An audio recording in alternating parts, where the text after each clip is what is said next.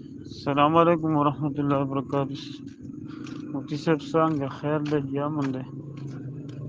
You خو دا ده چې لږ راته مال په دې باندې واپس په دې اعتراض لګا جواب راولېږه چې الله رب العزت مثلا یو انسان د په قبر کې عذاب ورکړي، بیا په قیامت کې ولې ورکړي، یا په قیامت کې ورکړي بیا په دوزخ کې ولې ورکړي، یا دنیا کې ورکړي قبر کې ولې ورکړي. لږ راته دا او دویم دا دی چې د الله تعالی د څه شي نه جوړ دی. دا دوه اعتراضات دي دلته سکول کې چا کړي دي، نو مال کو لږ جواب هم راغلی. السلام علیکم ورحمۃ اللہ وبرکاتہ. بھائی جان آپ نے ایک سوال بھیجا یہاں پر کہ اگر اللہ تعالیٰ دنیا میں انسان کو عذاب دیتا ہے تو قبر میں کیوں دیتا ہے، یا قبر میں عذاب دیتا ہے تو جہنم میں انسان کو عذاب کیوں دیتا ہے. اور اس کے بارے میں آپ نے دوسرا سوال کیا کہ اللہ تعالیٰ کس چیز سے بنا ہے. یہ دو سوالات ہیں، انشاءاللہ تعالیٰ اس پر میں تھوڑی سی تفصیلی گفتگو کروں گا، تمام ساتھی سن لیں. پہلے نمبر اعتراض میں 4 باتیں شامل ہیں کہ اللہ تعالیٰ دنیا میں سزا دیتا ہے یا قبر میں یا جہنم میں. ان کو ہم 4 زاویوں سے حل کریں گے. سب سے پہلے نمبر پر دنیاوی زندگی میں عذاب، دوسرے نمبر پر قبر کی زندگی میں عذاب، اور تیسرے نمبر پر جہنم کے عذاب، اور چوتھے نمبر پر کفار کو دائمی عذاب کیوں ہوتا ہے.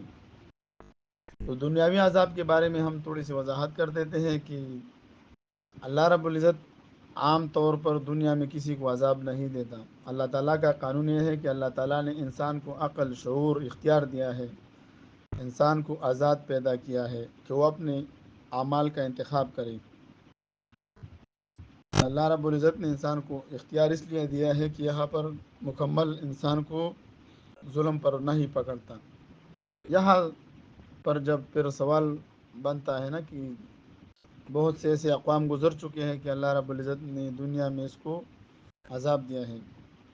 یہاں پر اللہ رب العزت ان لوگوں کو عذاب دیتا ہے جو اللہ کے احکامات کو جھٹلاتے ہیں اور اللہ کے احکامات کے ساتھ استہزاء کرتے ہیں. یا انبیاء کرام علیہ السلام کو شہید کر دیا تھا، یا انبیاء کرام علیہ السلام کے خلاف اعلان جنگ کرتے تھے، تو پھر اللہ تعالیٰ اس پر عذاب لے آتا، جس طرح قوم نوح ہے، قوم عاد، قوم ثمود، اس کی مثالیں ہمارے ساتھ موجود ہیں. اور فرد انفرادی حالات میں بھی بعض افراد کو خاص اعمال کی بنیاد پر دنیا میں مشکلات یا مصائب کا سامنا کرنا پڑتا ہے. اور جو ہمیں عذاب دنیا میں نظر آتا ہے امتحان ہے. اللہ رب العزت قرآن کریم میں فرماتا ہے وَلَنَبْلُوَنَّكُمْ بِشَيْءٍ مِّنَ الْخَوْفِ وَالْجُوعِ وَنَقْصٍ مِّنَ الْأَمْوَالِ وَالْأَنفُسِ وَالثَّمَرَاتِ وَبَشِّرِ الصَّابِرِينَ. تو یہاں پر 4-5 جو آزمائش ہیں اس کے بارے میں اللہ رب العزت نے ہمیں امتحان میں ڈالا ہے. اس کے بارے میں تو دنیاوی وضاحت ہو چکی ہے کہ دنیا دارالامتحان ہے. امتحان میں کسی کو عذاب جب دیا ہے تو ان کی سرکشی کی وجہ سے. دوسرے نمبر پر قبر کی زندگی کے بارے میں، تو قبر کا یہ بھی مقصد کیا ہے، قبر کی زندگی کے بارے میں چند نکات زیر بحث لانا چاہیں گے. اس کے بارے میں انشاءاللہ تعالی انسان کی اعمال کا ابتدائی حساب کتاب ہے. قبر میں انسان کے ابتدائی اعمال حساب ہوتا ہے. جس طرح ہم دنیا میں دیکھتے ہیں نا، جب کوئی مجرم گرفتار ہو جاتا ہے نا، تو سب سے پہلے تانے میں اس سے پوچھ گچھ ہوتی ہے، تھوڑی سی مار کٹائی ہوتی ہے اس کے بعد اس کو عدالت میں پیش کیا جاتا ہے. اسی طرح انسان کے اعمال کا ابتدائی حساب کتاب قبر میں ہوتا ہے. یہ اس بات کی تصدیق کرتا ہے کہ انسان نے دنیا میں کیا اعمال کیے ہیں. اصلاح یا دہانی. عذاب کا مقصد، عذاب قبر کا مقصد کیا ہوتا ہے کہ انسان کو اپنی زندگی میں تبدیلی لانے کی یا دہانی کرنا ہے. یہ عذاب ایک طرح کا انتباہ ہوتا ہے کہ انسان کو اپنے نیت اور اعمال پر عمل کرنا چاہیے، اور ان کو دکھایا جاتا ہے. جو قبر میں ایک عذاب یہ بھی ہے کہ ان کو دکھایا جاتا ہے کہ آپ کا ٹھکانہ جہنم ہے، تو اس میں عذاب اور بھی اس کی بڑھ جاتی ہے. اور مومن کو دکھایا جاتا ہے کہ آپ کے لیے ایسی ایسی چیزیں تیار کر دی ہے اللہ رب العزت کی جنت میں، تو اس سے اس کی خوشی اور بھی بڑھتی ہے. ابتدائی پوچھ گچھ کے بارے میں عذاب قبر کا مسئلہ ہے۔ عذاب جہنم، عذاب جو ہے اللہ تعالیٰ کی طرف سے دنیا میں عذاب کا نازل ہونا تو عام طور پر اصلاح، امتحان یا انتباہ کی صورت میں ہوتا ہے، اور اسی طرح عذاب قبر کے بارے میں بے وضاحت ہوا۔ اب اللہ رب العزت نے ہم نے اسلام کی 3 بنیادی مقدمات بیان کیے تھے نا۔ انسان کو آزاد پیدا کیا ہے، اس کی وجہ سے ظلم ہو گئی، پھر اللہ رب العزت نے اس کے لیے دوسرا نظام عدل بنایا ہے، عدل کا میدان بنایا، وہاں پر عدل ہوگا۔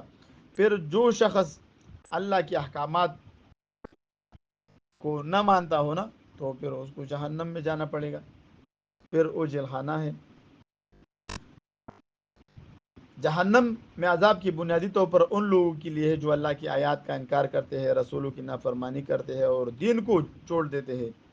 یہ عذاب ان کے اعمال کے بدلے میں دیا جاتا ہے۔ دنیا میں اور قبر میں عذاب عارضی ہوتا ہے، جبکہ جہنم کا عذاب اصل اور مستقل ہے۔ یہ اس بات کی عکاسی کرتا ہے کہ جو لوگ کفر کرتے ہیں ان کے لیے آخرت میں کوئی جگہ نہیں ہے۔ اللہ تعالیٰ کے عذاب کا نظام عدل اور حکمت پر مبنی ہے۔ اللہ کا عذاب ہر انسان کی اعمال کے مطابق ہوتا ہے۔ اللہ رب العزت کسی بھی انسان پر زبردستی نہیں کرتا۔ انسان کو جو کچھ بھی ملتا ہے اس کی اعمال کی وجہ سے ملتا ہے۔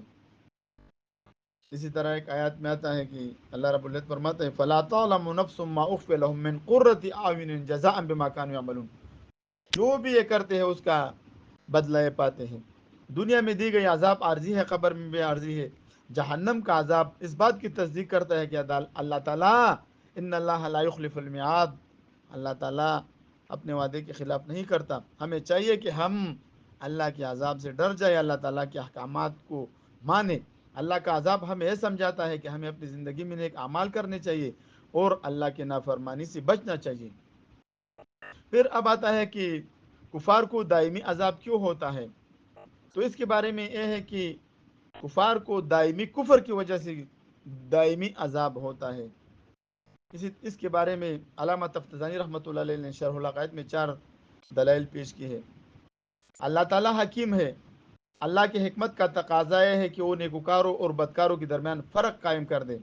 اگر کافر اور مشرک کی مغفرت کر کے اگر کافر و مشرک کی مغفرت کر کے جنت میں داخل فرما دے تو پھر فرق قائم نہیں رہے گا۔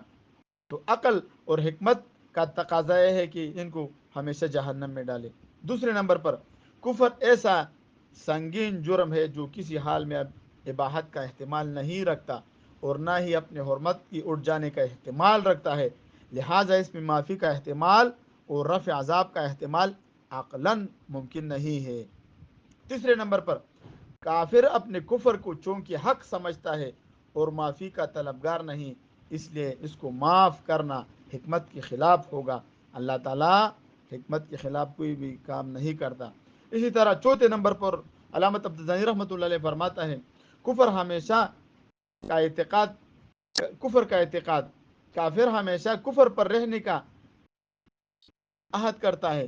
اگر قیامت تک ان کو زندگی ملی تو یہ کفر پر جمع رہے گا، اس وجہ سے ان کو دائمی عذاب ہوتا ہے۔